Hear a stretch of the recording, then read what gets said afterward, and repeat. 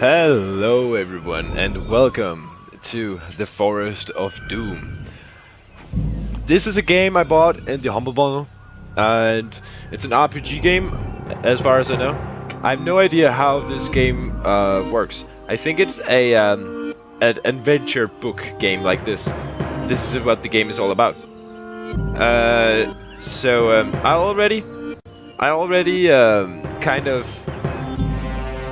of started here, which is quite sad. So I'm gonna go here, and can I say I'm gonna play it?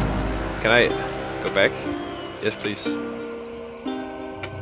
Yes, please. Yes, please. Go. All right. So this is yeah. All right. So this is the start of the game, and I'm gonna be I really want the options here. Can I cannot turn down the music. I can turn it off. We want the music, but it needs to be I'm pretty sad about that. Pretty sad. Well, we are gonna be doing it then. With the music as loud as it is, never mind. So, I'm gonna be reading, and if you have bad experiences with people that keeps falling over his words, because English is not my main language. It is not my birth language. Danish is my birth language. Så hvis der er nogle danskere derude, ikke, så halløj. Men yes. So yeah, that is my birth language. So if I stumble over my words, bear with me. If you can't handle people that stumble, but that falls over their words and keeps mumbling and saying random shit, I would advise you not to watch this video. Yes, so you don't need to waste all your time here. Alright, so I'm gonna begin the beginning. The Forest of Doom is a fighting fantasy gamebook, an interactive adventure in which you are the hero. You can only win by choosing the correct path, finding equipment, avoiding traps, and surviving combat. Before embarking on your adventure, you must determine your own strengths and weaknesses with a series of dice rolls. You have in your possession a sword, some leather armor, and a backpack containing provision, food and drink, for the trip. You have been preparing for your quest by training yourself in swordplay and exercising vigorously to build up your stamina. You must first choose from one of the 3 difficulty settings. This gamebook has been designed for optimum challenge on the adventure difficulty mode. For newcomers to fighting fantasy, we recommend adventure or free read modes. For older readers already familiar with the printed versions of this gamebook, we recommend hardcore hero mode. Please note that the ending of the Forest of Doom has been changed in hardcore hero mode to make it harder. And we're gonna go with the adventure, but I can see, here's the hardcore and here's the free read, but I'm gonna go with the adventure. You have been chosen. The adventurer. Wow. See, this is the problem I'm talking about. Well, you have chosen the adventurer difficulty mode. For continuing, you must calculate your initial stamina. Your stamina score reflects your general constitution, your will to survive, your determination, and overall fitness. The higher your stamina score, the longer you'll be able to survive. You must roll 2 dice and add 12 to the number rolled. This is then entered in the stamina box on your adventure sheet. Stamina will go up and down during your journey, but if your stamina falls to 0, you die, and your adventure is over.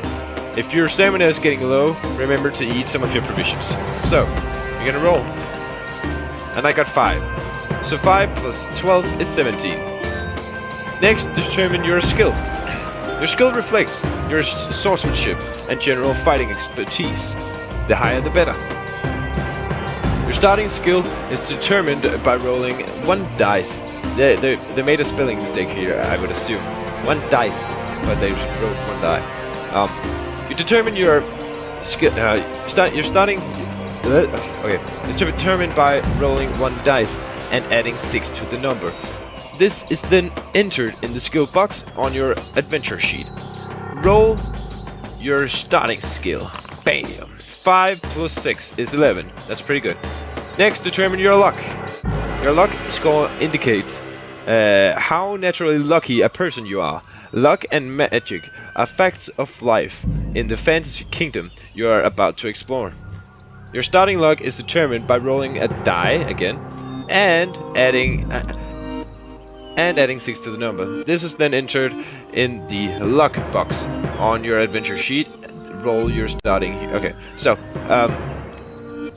I'm surprised they either this is supposed to be a die. I don't know what a die is. I mean, when you die, I would say a dice should be entered there. But we got 2 by 6. That's 8. So next you must choose a potion to take with you. In addition, your other starting equipment, you may take 1 bottle of magical potion, which will aid you on your quest.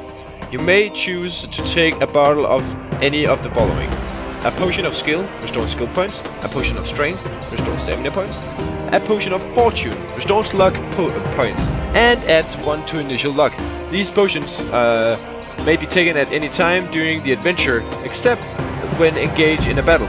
Taking a measure of potion will restore skill, stamina, or luck scores to their initial level, and the potion of fortune will add 1 point to your initial luck score before luck is restored. Each potion contains enough for 1 measure, so remember to use it wisely.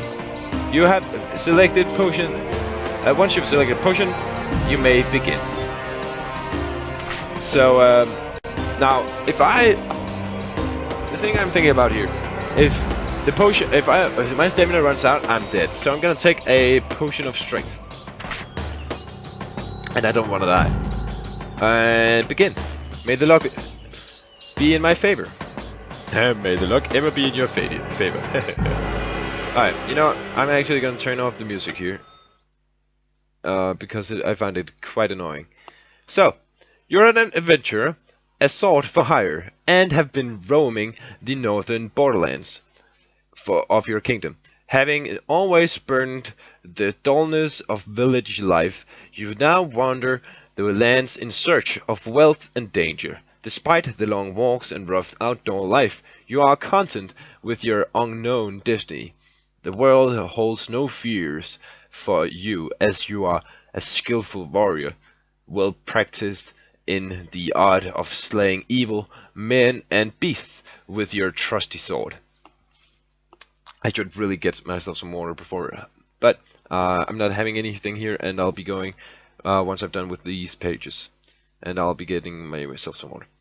Not once during the last 10 days since entering the northern borderlands have you set eyes upon another person.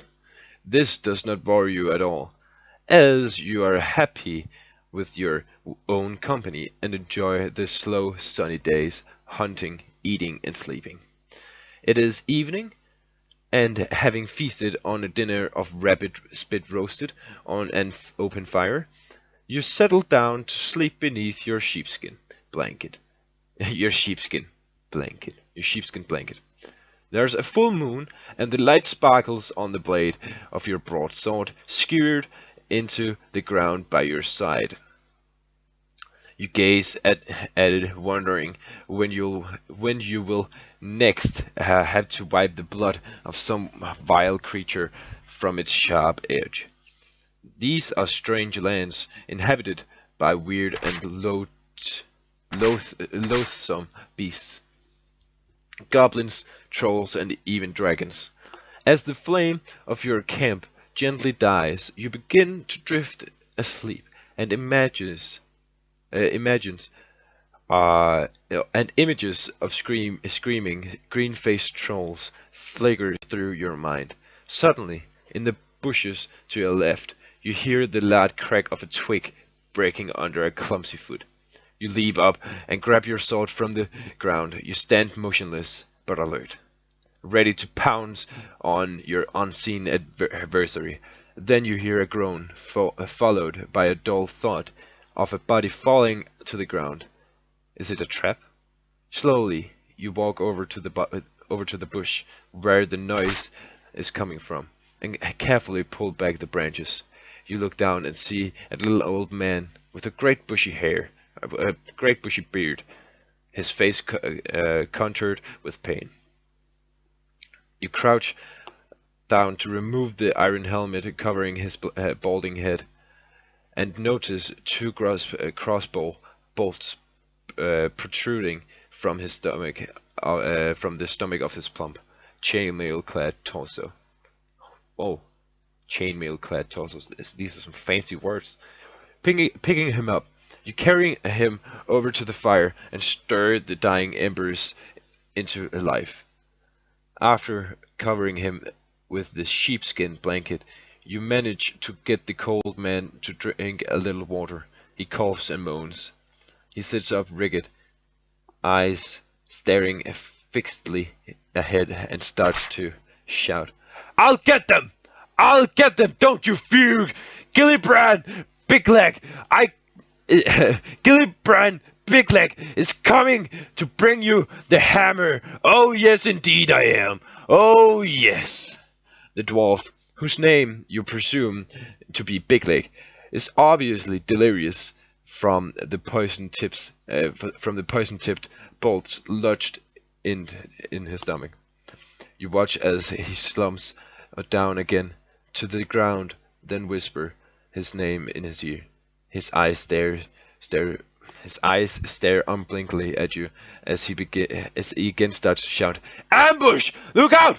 Ambush! Ah, the hammer! Take the hammer to Gillibrand! Save the dwarves!" His eyes half close, and the pain seems to ease a little, and as the delirium subsides, he speaks to you again in a low whisper. "Help us, friend. Take the hammer to Gillibrand. Only the hammer will unite our people against the trolls. We were on our way to Darkwood in search of the hammer, ambushed by the little people. Others killed. The map in my pouch will take you to the home of Yastromo, the master mage of these parts. He has great magics for sale to protect you against the creatures of Darkwood. Take my gold, I beg you, to find the hammer and take it to Gillibrand, my lord of Stone Bridge. You'll be well rewarded." Bigleg opened his mouth to start another sentence, but nothing comes out except his last dying breath. You sit down and ponder Bigleg's words. Who's Gillibrand? Who is Yastromo? What is all the fuss about the dwarfish hammer? Wow. You reach over to the still body of Bigleg and remove the pouch from the leather belt around his waist. Inside, you find 30 gold pieces and a map. So this is our map. This is Stonebridge River, and then there's a path here and some hills and Darkwood Forest. Okay, so all of this is the forest, and there's Yasumu's Tower down here. Wow, what a fucking great map. Jingling the coins in your hand, you think of the possible rewards which may await you just for returning a hammer to a village of dwarves. You decide to try and find the hammer in Darkwood Forest. It's been a few weeks since your last good battle, and what is more, you're likely to be well paid for this one. With your mind made up, you settle down to sleep, having taken back the sheepskin blanket from the poor Bigleg. In the morning, you bury the old dwarf and gather up your possessions.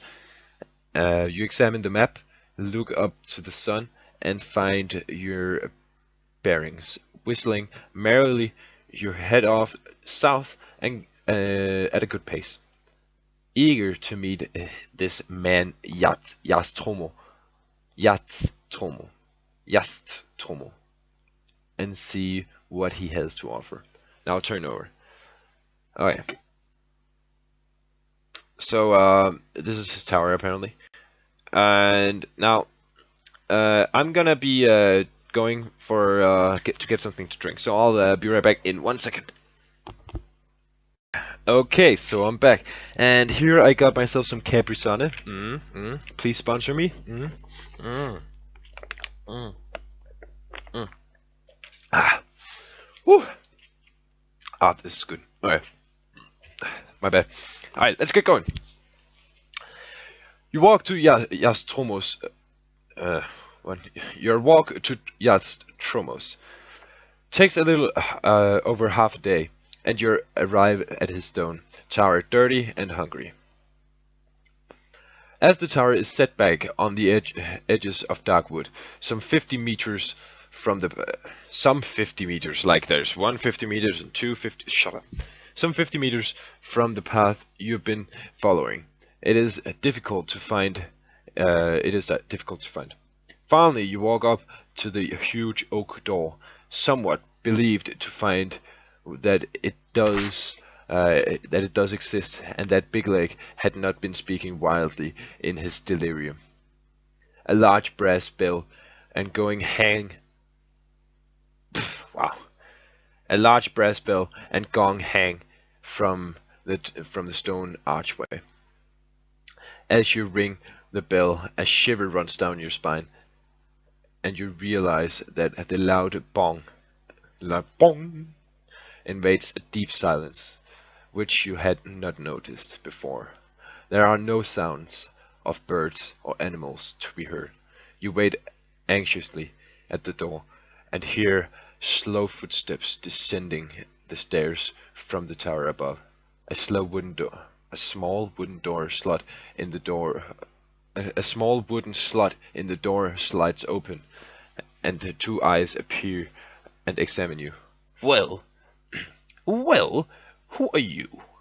Demands a grumpy voice through the hole. You answer that you are I am an adventurer in search of the master mage Yastromo, intending to purchase magical items from him to combat the creatures of Darkwood Forest. Oh, well, in that case, if you're interested in buying some of my merchandise, you had better come up. I am Yastromo. He then turns and slowly climbs the stone stairs. Will you follow him up the stairs, turn to 261, or draw your sword and attack? I'll follow him up the stairs.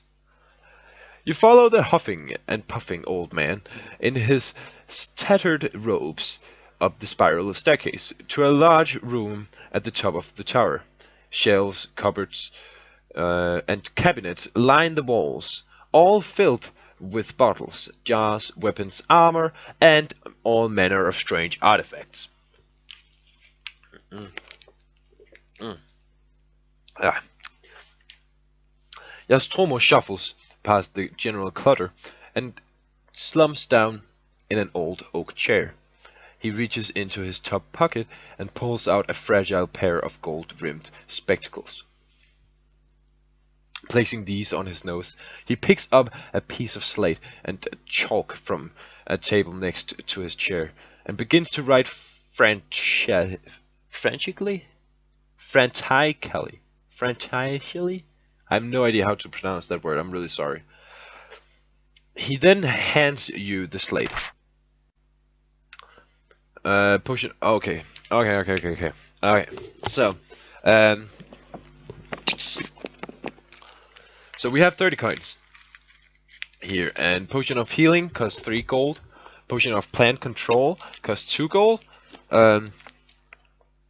Potion of stillness costs 3 gold. Potion of insect control, 2 gold. Potion of anti-poison is 2 gold. Holy water is 3 gold. Ring of light is 3 gold. Boots of leaping, 2 gold. And rope of climbing. Alright, so in a forest, rope of climbing, I mean, if I had to climb a tree, I guess it would be useful. If it's a grappling hook, I would definitely take it. Boots of leaping, there might be some I mean, they might be in handy, come in handy. Ring of Light. The let me say it again. Dark forest. Yeah, yeah. Okay, definitely gonna buy the Ring of Lightning. You want to buy the Ring of Lightning?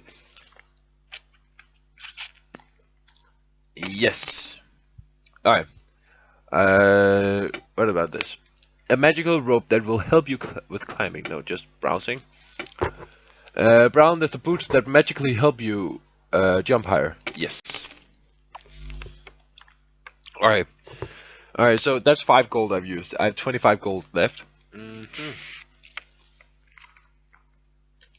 Ah. Insect and plant control.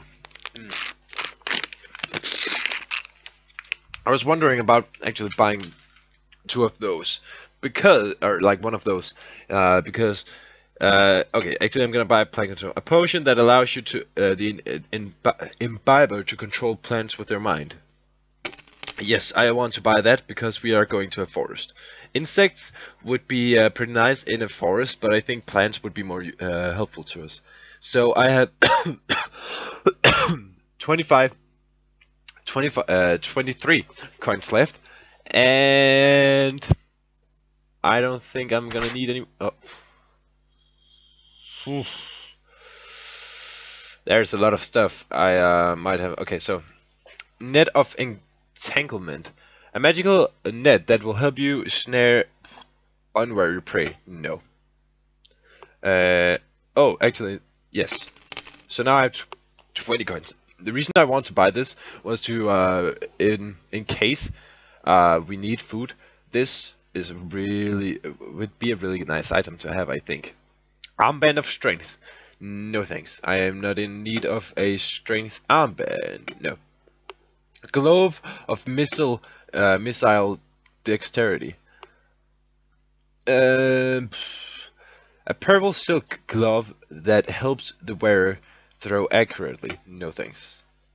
Rod of water finding. A wooden rod which locates water in apparent dry places. Yes, thank you. So that is 18 coins left. Garlic butts. Great for cooking and also useful against vampires. Headband of concentration. Enables the wearer to focus solely on a single object despite any distractions. No thanks.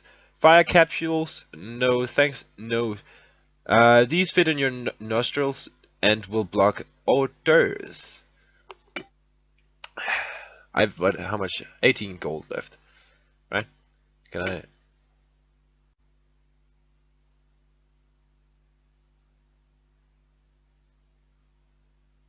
Oh, okay. Sweet. Okay. So that is my save button. Okay. Okay. So that is my save button. Heal me. Free choice. No. Do I have the adventure sheet? Alright. So in hand I have sword. I have 18 gold pieces. I have a sword. I have a map. Potion of strength. Provisions. I have 5 provisions. Where is my stamina? My stamina is at 17 out of 17 at the moment. Luck is 8 of 8. Backpack lantern. Leather armor. Ring of light. Darkwood forest map. Yeah, Darkwood. Yeah. Darkwood profile. Potion of plant control and info. Yeah. Okay. He tells you that all the instructions for the use are written clearly on the labels attached to the items, together with their suggested use. He sighs and tells you that unfortunately the magic in the items only works once, but they are the best you can buy for the money. Well, I kinda expected that they were only a one-time use, so I really don't care. I don't regret buying anything. I think pretty much anything is useful. Yastromo then asks you the reason for the purchase of the items, and you tell him your story and your decision to continue the quest, the quest of the lockless big leg. Yes. Yes, Homer says, slowly rubbing his chin.